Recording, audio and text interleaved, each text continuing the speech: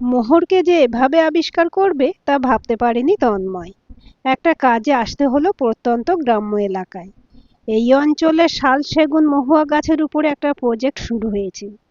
সেসব তথ্য সংগ্রহ করতে হবে লোকাল কমিউনিটির সাহায্য নিয়ে। এখানে কয়েকটা রিসর্ট থাকলেও ও উঠল এক স্কুল মাস্টারের বাড়িতে। ওনার বিশাল বাড়ি, তার একটা পোর্শন উনি সরকারি কর্মীদের থাকার জন্য ভাড়া দেন। এতে লোকাল অথরিটির হয়তো কিছু কমিশন থাকে। বেশ বড় বাড়ি, গ্রামের দিকের বাড়ি যেমন হয়, খোলামেলা, জায়গা বিস্তর। এলাকায় পেয়ারা, আতা, সজনে, জাম এসব গাছের ছড়াছড়ি। প্রায় পুরো পাড়া জুড়েই গাছপালার বাস। কাঁঠাল গাছে কাঁঠাল ফলে রয়েছে মায়ের কাঁখে শিশুর মতন। কাঠবিড়ালি পেয়ারা গাছের মগডালে মহানন্দে পেয়ারা চিবোচ্ছে। এদিকের অফুরান ফলনে কেউ ভাগ বসালে গৃহস্বামীরও রাগ হয় না।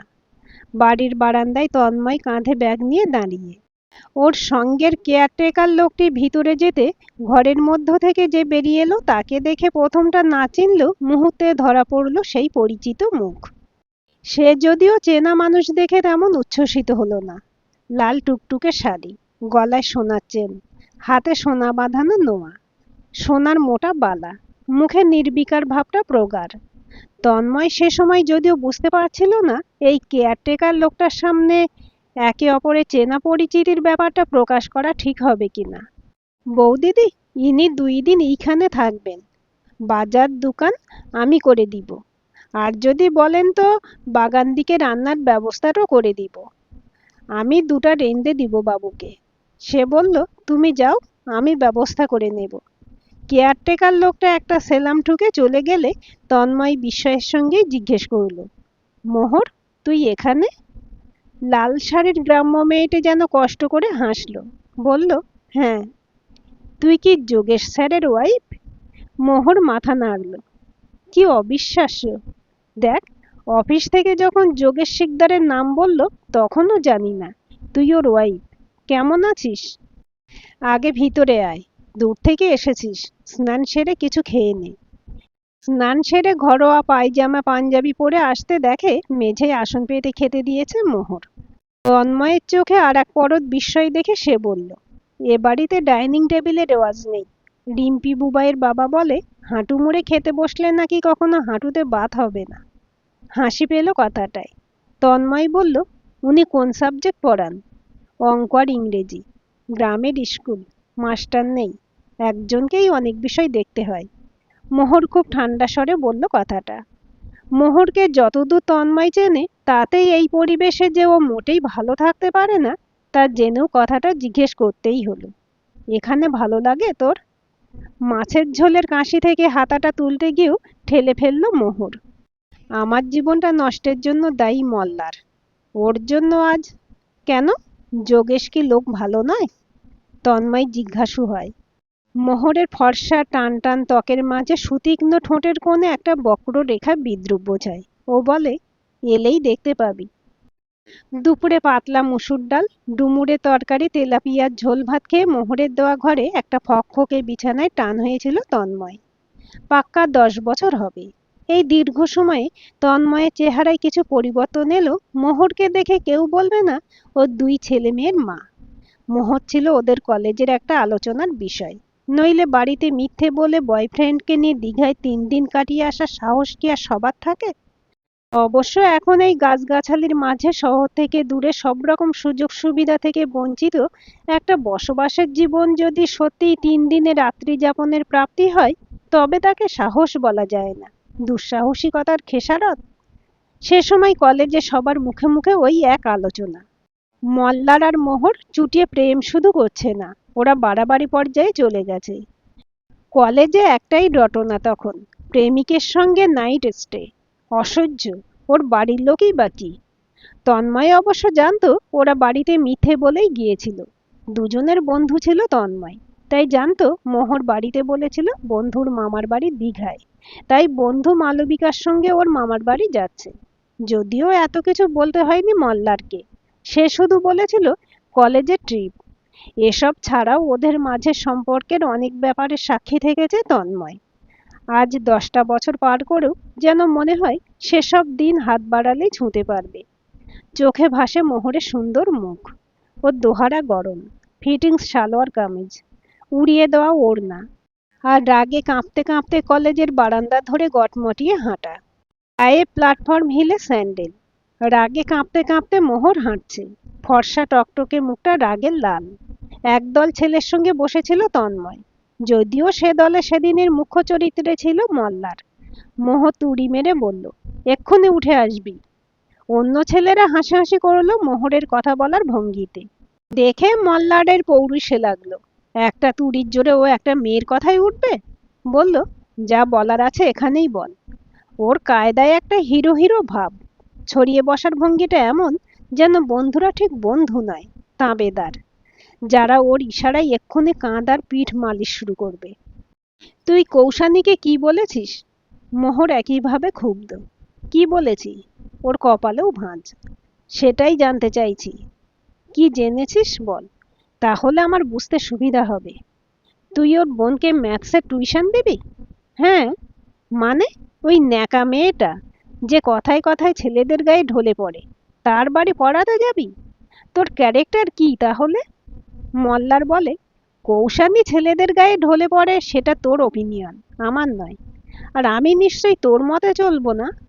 চলবি, ভুলে যাস না আমরা রিলেশনে আছি। রাগে থরথর করে কাঁপছিল মোহর। ব্যাপারটা তন্ময়কে ভাবিয়েছিল। মনে হয়েছিল কারোর সঙ্গে প্রেম করা মানে সম্পূর্ণ স্বাধীনতা বর্জন করা নাকি?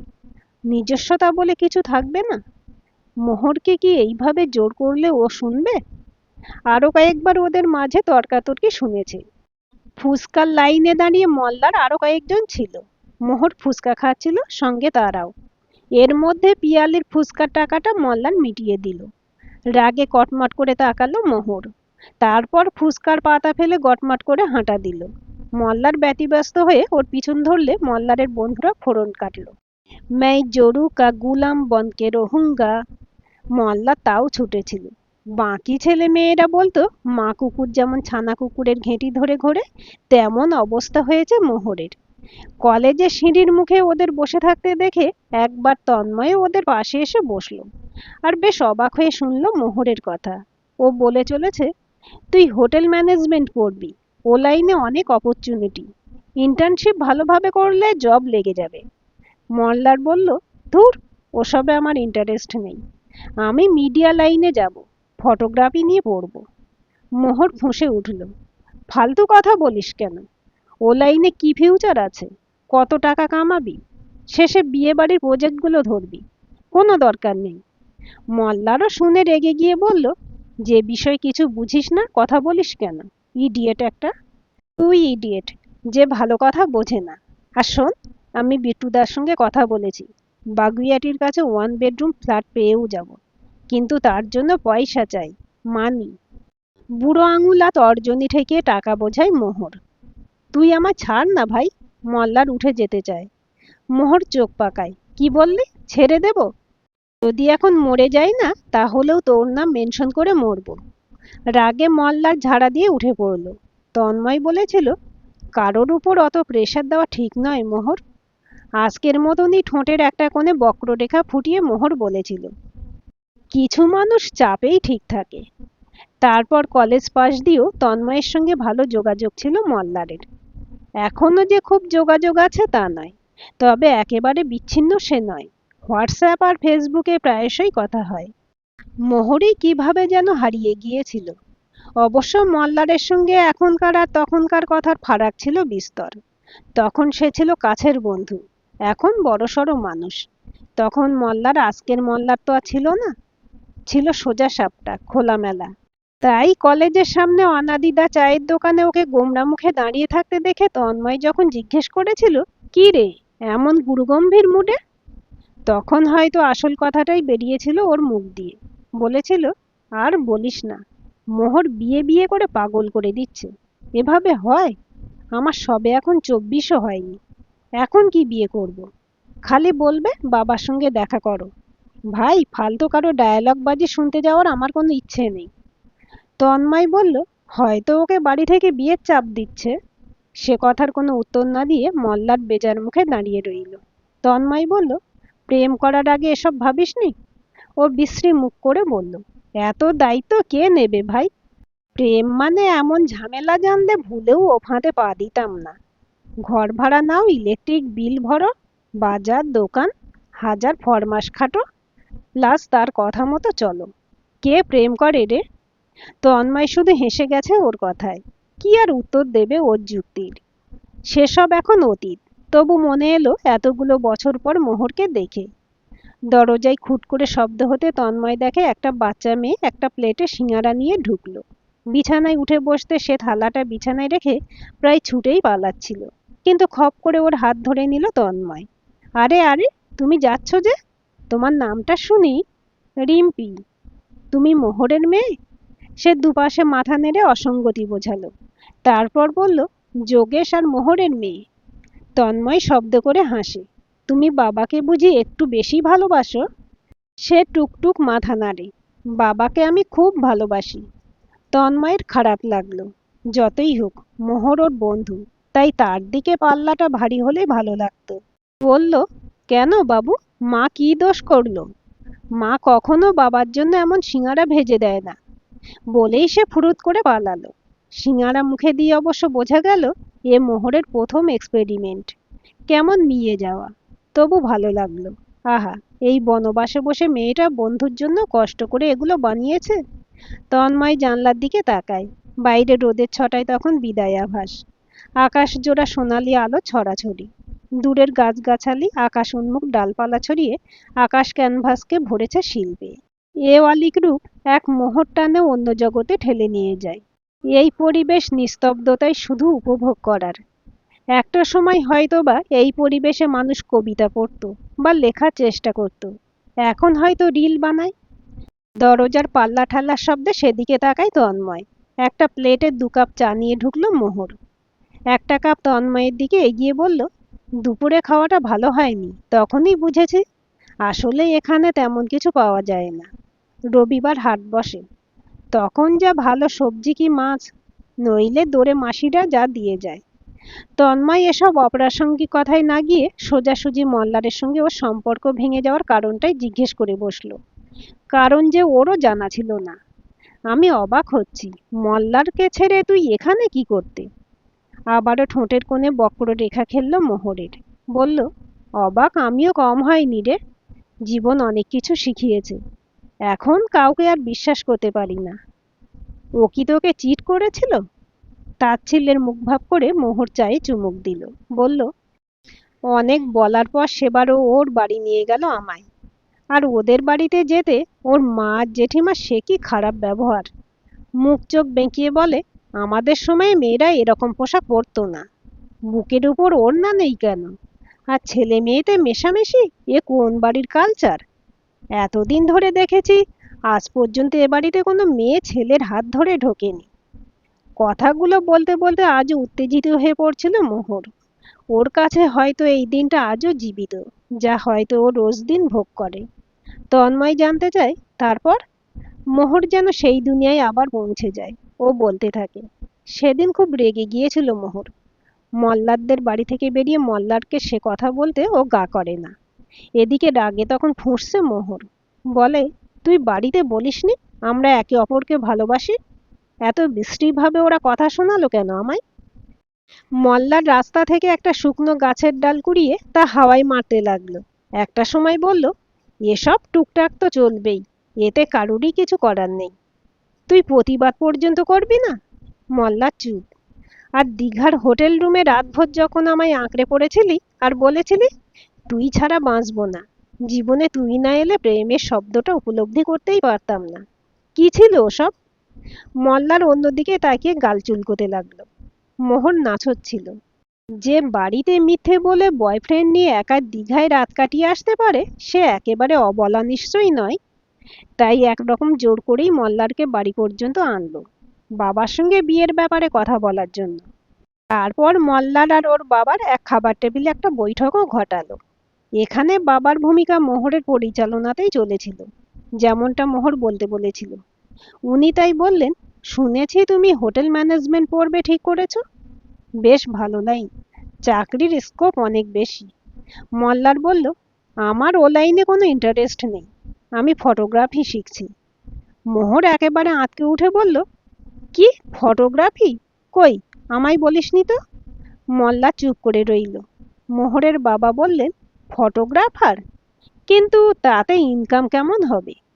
তোমরা আজকের ছেলেরা এত ফিকল মাইন্ডেড কেন? বিয়ে করবে ঠিক করেছো, অথচ ক্যারিয়ার নিয়ে এখনো কনফিউজড। মল্লার বলল, আমি কনফিউজড নই। তাছাড়া আমি কখন বলেছি আমি সংসার করব? কথাটায় অপমানিত হলেন মোহরের বাবা। বললেন, সংসার করার ক্ষমতা সবার থাকেও না। তুমি হয়তো সেই যোগ্যতা কোনোদিনই অর্জন করতে পারবে না। সেটা আপনার মেয়ে ভালো জানে আঙ্কেল। এমনি নিশ্চয়ই সে আমার সঙ্গে দীঘায় 3 দিন কাটিয়ে আসেনি। এ কথায় একেবারে টেবিল চাপড়ে চেঁচিয়ে ওঠেন ভদ্রলোক।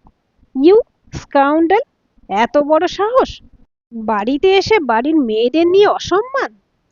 চেয়ারে ঠেলা মেরে তৎক্ষণাৎ উঠে গেছে মল্লার। ওর পিছন পিছন বাড়ির বাইরে পর্যন্ত মোহর এসে ওর হাত টেনে ধরলে ও এক ধাক্কা মারে, বলে, ফোট শালা। তারপর হনহনিয়ে হাঁটা দেয়। মোহর তখন রাস্তায় পড়ে। ঢালাইয়ের রাস্তায় ঘষা লেগে কনুই বেয়ে রক্ত ঝরছে। অঝরে দুচোখ বেয়ে জল পড়ে চলেছে। যদিও মল্লার একবারও ঘুরে তাকায়নি। মাঝের বেশ কিছুদিন চুপচাপ কাটার প্রায় মাসখানেক পরেই মল্লার ফোন করেছে। জানিয়েছে ফটোগ্রাফি নিয়ে পড়তে পুনে যাচ্ছে। এরপর বিদেশে ওয়াইল্ড লাইফ ফটোগ্রাফি নিয়ে একটা কোর্স করার প্ল্যান আছে। ততদিনে বাড়ি থেকে যোগেশ শিকদারের সঙ্গে বিয়ে ঠিক করে দিয়েছে। প্রচুর মারধর খেয়েছে বাড়িতে। মল্লারের সঙ্গে দীঘা যাওয়া আর একসঙ্গে থাকার ব্যাপারটা কেউ মেনে নিতে পারেনি। বংশের কলঙ্ক, ইতর, আরও অনেক কথা শুনতে হয়েছিল। মার যদিও ইচ্ছে ছিল পরিস্থিতি শান্ত হলে মল্লারের সঙ্গেই যেন বিয়ে হয় মোহরের। যার সঙ্গে সম্পর্ক এত দূর এগিয়েছে তাকে ছেড়ে আবার অন্য কারোর সঙ্গে বিয়ে করা কি ন্যায়সঙ্গত হবে? কিন্তু সে সময় মল্লারকে ফোনে পায়নি মোহর। সে সময় রাগে হয়তো মল্লার ওকে ব্লক করে রেখেছিল। তাই মেয়ের বদনাম রটার আগেই মেয়েকে একেবারে এই অঞ্চল থেকে সরিয়ে দেওয়া, যাতে কানাঘুষো কোনো মন্তব্যে মেয়ের বিবাহিত জীবন না সংকটে পড়ে। দূরের দিকে সম্বন্ধ খুঁজতে খুঁজতে এক পরিচিত মারফত চলে আসে এই সম্বন্ধ। তাতেই রাজি হয়ে যায় বাড়ি থেকে। সবটা শুনে তন্ময় বলল, তোর মত ছিল এই বিয়েতে? ছোট্ট একটা শ্বাস ফেলে মোহর বলল, আমিও দেখিয়ে দিতে চেয়েছিলাম আমি সুখে থাকার জন্য কারো মুখাপেক্ষী নই। এখন ভালো আছিস? চোখের পাতা নেমে এলো মোহরের। এ প্রশ্ন আর পুনরায় জিজ্ঞেস করল না তন্ময়। এ উত্তর কখনোই ইতিবাচক হতে পারে না। সন্ধ্যের দিকে যোগেশ মাস্টার এলো, তার উত্তর কিছুটা মিলেও গেল। চুল ওঠা বিশাল চেহারার এক বয়স্ক ভদ্রলোক। মধ্যপ্রদেশে মেয়েদের স্তূপ, গায়ের রং কালো, ঝাঁটার মতন খোঁচা খোঁচা কাঁচা পাকা গোঁফ। একটা বড় বাটিতে মুড়ি নিয়ে তা ছুঁড়ে ছুঁড়ে খেতে খেতে বললেন, গভর্নমেন্টের গাফিলতি, লোক নেই, এদিকে জঙ্গলগুলো মাফিয়া লুট করে নিচ্ছে। আপনারাও তো নামকে ওয়াস্তে কাজ করেন, রিপোর্ট করবেন না? সব টাকা খাওয়ার গপ্প। আরে মশাই, না জমি জরিপ না গাছের হিসেব। গেলবার এক কাঠের ব্যাপারই টাকা দিয়ে কতগুলো মেহগনি গাছ সরালো, সে হিসেব কে দেখছে?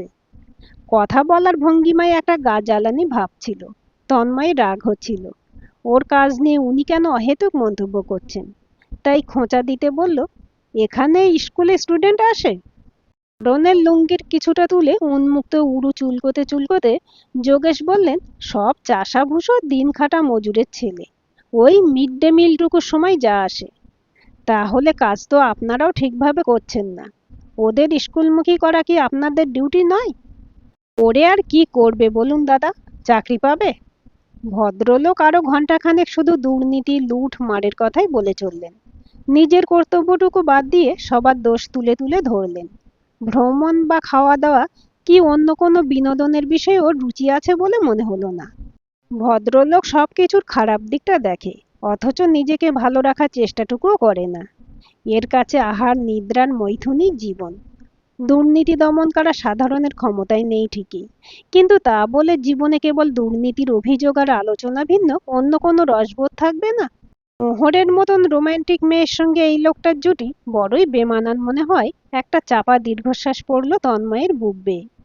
রাতে ঘুমের ভিতরেও বারবার ঘুরে ফিরে আসতে লাগলো মোহর, মল্লার আর এই যোগেশ শিকদার। সকাল সকাল কাজে বেরোবার জন্য তাড়াতাড়ি তৈরি হয়ে নিয়েছিল তন্ময়। মোহর ওর ঘরে চা নিয়ে এলে তন্ময় বলল, তুই এলি? তোর বর কিছু মাইন্ড করবে না তো? মোহর উত্তর দিল না। তন্ময় বলল, মল্লারের খবর কিছু শুনেছিস? মুহূর্তে দুই চোখ দপ করে জ্বলে উঠল মোহরের। বলল, দীপশিকার সঙ্গে কথা হয়। বলছিল খুব উন্নতি করেছে, এখন আফ্রিকায় আছে, ন্যাশনাল জিওগ্রাফিতে কাজ করছে। হ্যাঁ, শুনলাম নাকি এই 10 বছরে 21টা মেয়ের সঙ্গে ক্লোজ রিলেশনে গিয়েছিল। তন্ময় হাসল। আমাকে হিসেব দেয়নি রে। একজন ইটালিয়ান মেয়েকে বোধহয় বিয়ে করেছে। কথাটা বলতে গিয়ে যেন ঝিমিয়ে গেল মোহর। এই খবর তন্ময়েরও জানা ছিল, কিন্তু মোহরকে জানাতে ইচ্ছে করছিল না। বলল, বাদ দে ওকে, তুই তো ছেলে মেয়েকে ভালো করে মানুষ কর। আবার বক্ররেখা ফুটে ওঠে মোহরের ঠোঁটে। এই জায়গায় একটা ভালো স্কুল আছে, আঁকা, সাঁতার, জিমন্যাস্টিক, গান, নাচ কিছু শেখাতে পারবো। তুই কলকাতায় চলে আয়, একটা জব নিয়ে নে। তোর বরকে বল কলকাতায় ট্রান্সফার নিতে। দীর্ঘশ্বাস ফেলে মোহর। আমি তো সেখানেই ছিলাম, কি আর করলাম বল। মিলল তো নির্বাসন, তাই আজকাল ওসব কপালের উপরেই ছেড়ে দিয়েছি। তবে তুই শুনে রাখ, মল্লারের কোনোদিনও ভালো হবে না। বড় খারাপ লাগলো তন্ময়ের। মোহর ভালো নেই, আর ওর ভালো না থাকার জন্য মল্লারকেই দায়ী করে। মল্লার আপাত ভালো থাকলেও প্রকৃতপক্ষে ও কতটা ভালো আছে তা মল্লার ভিন্ন কেউ বলতে পারবে না। এ বিষয়ে কোনো সময় সুযোগ এলে তন্ময় নিশ্চয়ই জানতে চাইবে। কদিনের ভিতর এদিকের কাজ মিটলে তন্ময় বাড়ি ফিরল। মোহরের ড্রেস তখনও মাথায় রয়ে গেছে। ইচ্ছে হচ্ছিল মল্লারকে ফোন করে সবটা বলে। তারপর ভাবল, কি লাভ? মল্লার কি এখন ওর কাছে ফিরে যাবে, না মোহর আর ওর হাত ধরে ও সংসার থেকে বেরিয়ে আসতে পারবে? কিন্তু এসবের ভিতরেই একটা মর্মান্তিক খবরে সবকিছু যেন ওলটপালট করে দিল। কলেজের পুরনো বন্ধু নির্মাল্য ফোন করে বলল, কি না, তন্ময় শুনেছিস, একটা খুব স্যাড নিউজ আছে। দুঃখের খবর শুনলেই ভুরু কুঁচকে যায়। তন্ময় জানতে চায় কি। নির্মাল্য বলে, মল্লার এখন ইন্ডিয়ায়, শরীরে এইচআইভি ধরা পড়েছে, খুব অসুস্থ। তন্ময় আঁতকে ওঠে। সে কি? আর ওর ওয়াইফ রোজালিন ছেড়ে দিয়েছে? এই রোগ মানে বুঝছিস তো, এত উচ্ছৃঙ্খল জীবন হলে আর কি হবে বল। এখন কাকু কাকিমার এই বয়সে এসে হলো এক জ্বালা। যাবি নাকি দেখতে? দীর্ঘশ্বাস ফেলে তন্ময় বলল, না, লাশ দেখতে যেতে পারবো না রে। ফোন রেখে তন্ময় এক অদ্ভুত আবেশে রয়ে যায়। মোহরের বলা সেদিনের কথাটা বড় বুকে বেঁধে। মোহর বলেছিল মল্লারের কখনো ভালো হবে না, হলোও তাই। এই পৃথিবীতে খুব কি দরকার কাছাকাছি আসার পর একে অপরকে এতটা আঘাত করার? যেখানে অপরের পৃথিবী বদলে যায়। ওরা কেউ ভালো নেই, বুঝি বা এতে সত্যিই ভালো থাকা যায় না। তন্ময় মোবাইলে মোহরের নাম্বারে কল করতে গিয়েও তার করে উঠতে পারল না। রিমা বিশ্বাসের লেখা শূন্য গল্পটি শুনলেন। আজকের গল্পটি কেমন লাগলো জানাতে ভুলবেন না। ভালো লাগলে লাইক, শেয়ার এবং সাবস্ক্রাইব করবেন।